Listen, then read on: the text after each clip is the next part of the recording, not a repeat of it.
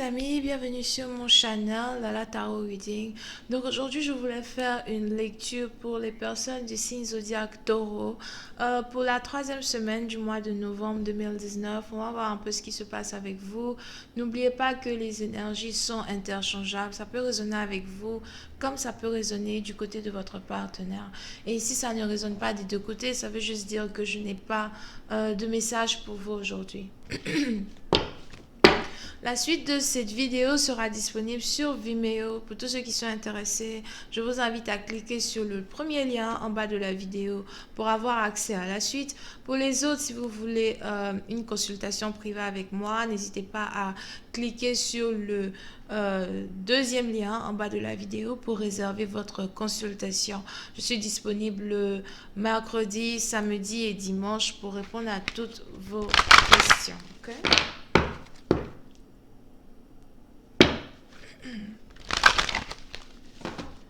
Angels, please give me a reading for my Taurus. I need a reading for the Taurus.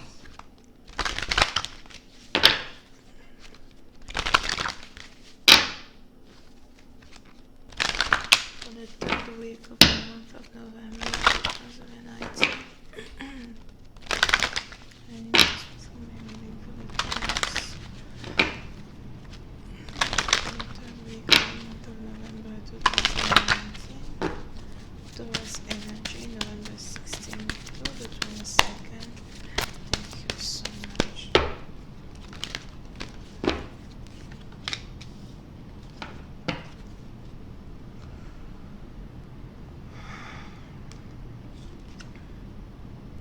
Okay.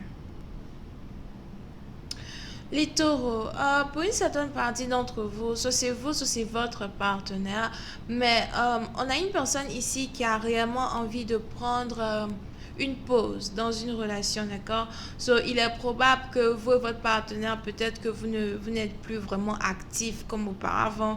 Disons que si vous aviez pour habitude de toujours passer du temps ensemble, si vous aviez pour habitude de toujours partir en balade, faire des voyages, des trucs comme ça, il est probable que vous ayez ici votre partenaire qui cherche un temps soit peu à se reposer, un temps soit peu à se détendre.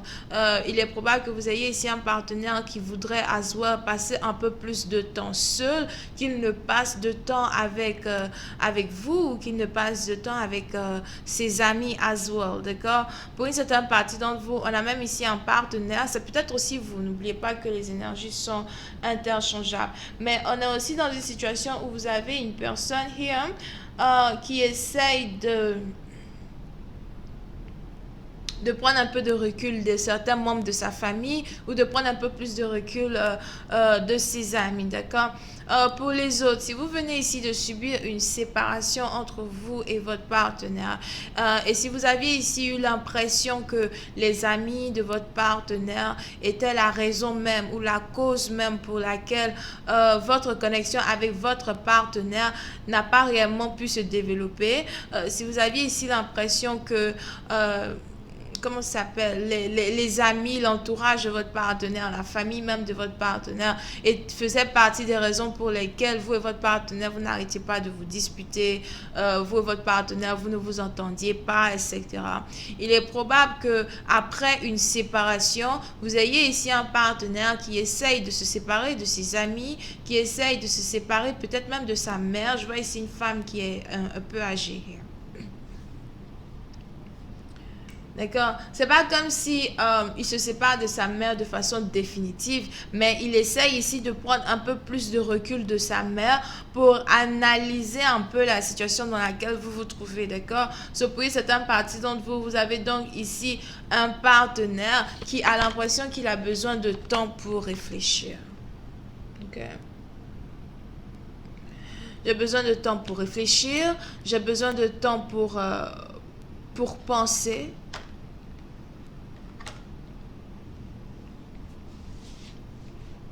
J'ai besoin de temps pour remettre ici en question la valeur même de notre relation. J'ai besoin de temps pour remettre ici en question le sens même de notre union.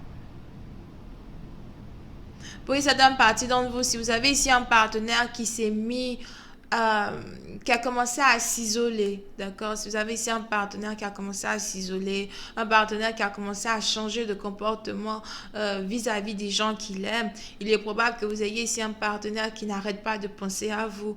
Et sûrement que l'intensité des pensées de votre partenaire, peut-être que ces intensités-là arrivent à vous, à vous joindre en rêve, ok? Surprise, c'est un parti d'entre vous, il est probable que vous ayez ici commencé à rêver de votre partenaire. Sûrement, si vous ne rêviez pas d'habitude, si vous ne rêviez pas du tout de votre partenaire, désormais, vous avez commencé à rêver de votre partenaire, d'accord? Et c'est peut-être un peu difficile pour vous. Oui, c'est un parti d'entre vous, vous pouvez aussi avoir affaire à quelqu'un qui dort un peu plus que prévu, quelqu'un qui est tout le temps fatigué, qui a toujours sommeil. Pour une autre partie d'entre vous, vous pouvez ici avoir affaire à quelqu'un qui est un peu comme une colombe, ok? Quelqu'un qui est un peu comme un oiseau somehow. Mais vous avez ici une personne qui a besoin d'un temps d'hibernation. Donc c'est un peu comme si de temps à autre, vous avez votre partenaire qui aime s'éloigner de certaines personnes afin de pouvoir récupérer, afin de pouvoir hiberner, afin de pouvoir récupérer son énergie vitale. Une énergie ici qui est importante pour vos partenaires afin de réellement analyser as well l'importance que vous avez dans sa vie ou peut-être l'importance même que la relation a en tant que telle. Here.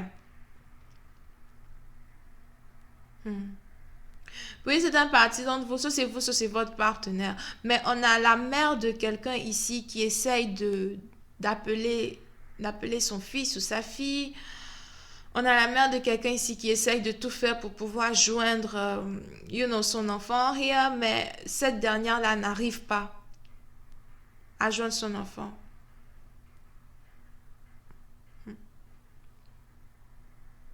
Oui, c'est un parti d'entre vous. Si vous avez ici un partenaire qui a l'impression que euh, il se fait plutôt manipuler par son père ou sa mère, sa grand-mère peut-être même.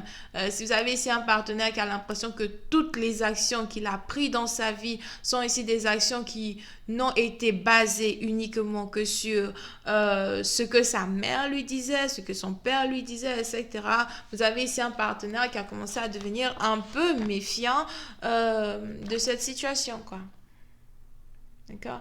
Il a commencé à devenir un peu méfiant de la situation. Il a commencé peut-être, soit c'est il, soit c'est elle, ok? Mais on a un partenaire ici qui a commencé à euh, pointer du doigt le problème même qui est la cause, ok, de la séparation et peut-être le problème même qui est aussi la cause de la façon dont il vit, la façon dont il se comporte au jour d'aujourd'hui, d'accord?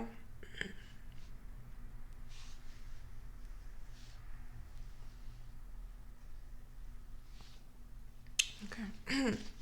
Voyons voir si je peux avoir un peu plus de détails sur cette lecture. I just will give you more information. I'm just waiting, please. Thank you.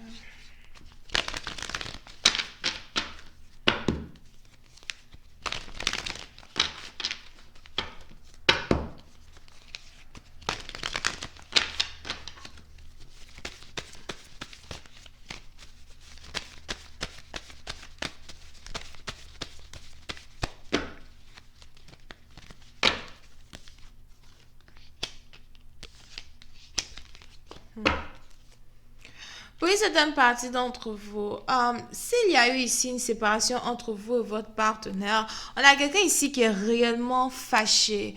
On a quelqu'un ici qui est réellement en colère contre son partenaire. Il est probable que pendant une certaine période de temps, vous avez ici eu l'impression que votre partenaire vous ignorait ou que votre partenaire ne prenait pas réellement en considération vos émotions, que votre partenaire ne prenait pas réellement en considération les efforts que vous mettiez dans une relation pour que la relation puisse se développer. Et aujourd'hui, c'est un peu dans le sens où vous avez peut-être décidé de vous séparer de votre partenaire parce que vous n'arrivez pas à cautionner le fait qu'il puisse un temps soit peu vous ignorer ou qu'il puisse un temps soit peu ignorer votre énergie, d'accord? Pour certaines parties d'entre vous, si vous avez ici un partenaire qui n'arrête pas de vous ignorer ou qui vraiment ne prêtait pas attention à vous, c'est parce que vous aviez ici les parents ou la mère ici d'une personne qui faisait tout pour que votre partenaire ne se concentre pas sur vous, ok? Et c'est un peu comme si aujourd'hui votre partenaire est réellement en train de réaliser cela et il est aussi en train de faire 2, 3, 4 pas en arrière.